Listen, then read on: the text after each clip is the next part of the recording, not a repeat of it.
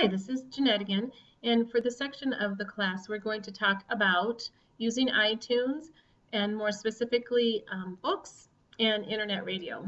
So when I come up to the three little dots up here, I will usually find books in this area, and I will also find internet radio.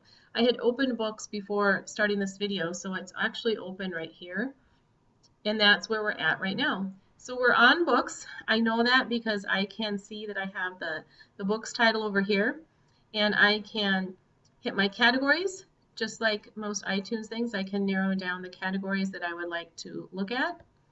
I can also hit this arrow, and I can make sure that I can switch in and out of my books. When I scroll down, I have free books, which is kind of cool. I have sneak peeks and some other options that are available here. I also have audiobooks that are available. As I continue to scroll down, I have top books that are paid. I can also click this over to top books that are free. 50 best jokes ever. I mean, find me a third grader who wouldn't just want to have that book. Again, you can go right straight through them here. We also have the New York Times bestsellers in fiction and nonfiction, and more to explore. So there's book bundles, there's new authors, and some other things under $5. Meet the Author podcast, that might be kind of cool for some of those high school kids who would be using some of these books.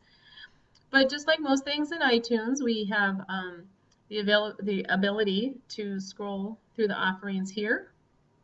Okay, we also have our search bar up here, so we can type in a category, a genre, a book, whatever it is that we're looking for.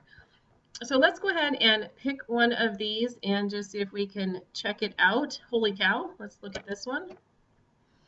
So when I click on it, I have the details about the book. I have my ratings. It's been viewed by a few people here, 16. And I can find related or similar books. Okay. This one looks like it has more books by the same author. So if you have an author that you enjoy or that your students enjoy, this is a great way to search for those books.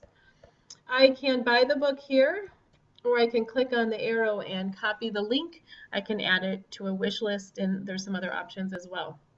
I can also get a sample of it. I don't think I can get a sample right now because I am not logged in, but let's give it a try. Yeah, it will prompt me to log in. So go ahead and get those samples and look through the books before you actually purchase them. Once you do start to purchase them, you have your audio books in a collection up here, your paper books, so to say, in a collection right here, and PDFs over here. Let's search for something here. Let's search for trucks. Kids seem to like trucks. All right, so there we go. We have an I Can Read book. We have trucks. Is that medieval diggers? Axle. So there's a lot of things you can search for. Again, make sure you know how you're searching before you let the kiddos do it, just to make sure that everything is appropriate for their age level. The Little Book of Great Big Trucks. Let's check that one out. All right, so it tells us it's grades preschool to first grade. We can get a sample. Wow, it looks like this is maybe even a free book, but I'm going to go ahead and get out of there. So that's how books work. I can also click right back up here, go back to books, and let's go to trucks again. And this time we'll see if we can find some audiobooks about trucks. And I have those in this category here, audiobooks about trucks. So here's one, commercial driver's licenses, pass the test. That might be kind of fun for some of those older kiddos.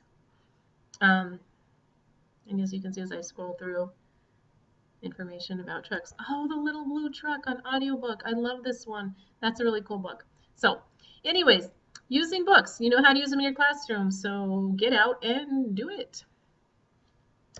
The next section we will look at is the internet radio.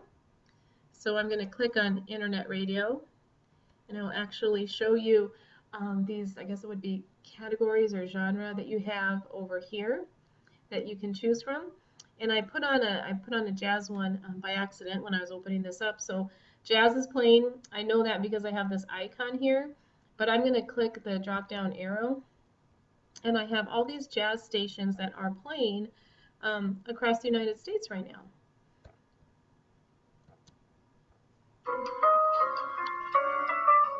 So it looks like, I'm just going to turn this down a little bit here. So it looks like the station that I have on right now is ABC Jazz, and it says Pure Jazz. So I can go ahead and go up here and stop that music, and then let's find something of, I don't know, international or world. Let's see what we have. So we have Korean and Japanese indie. Wow, I don't think I've ever heard that. Time to check it out. So there you go. Some Korean and Japanese indie music. All right.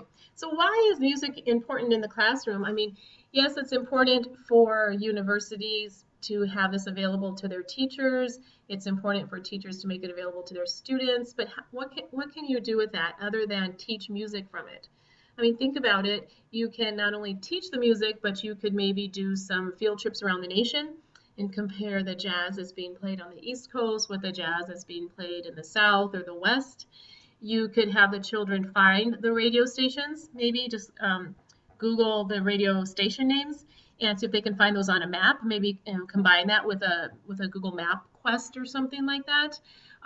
You could also use the music for the students to use in a presentation, maybe set the stage of their presentation or the background music. So there's a lot of things that you can do with music, even if you're not a music teacher. Plus, it's just kind of nice to have something to listen to in the classroom. Make sure you know your school's rules about that, though. So there you go. Pretty simple. That is the the iTunes books and internet radio. Let's go ahead and go practice that for a little bit.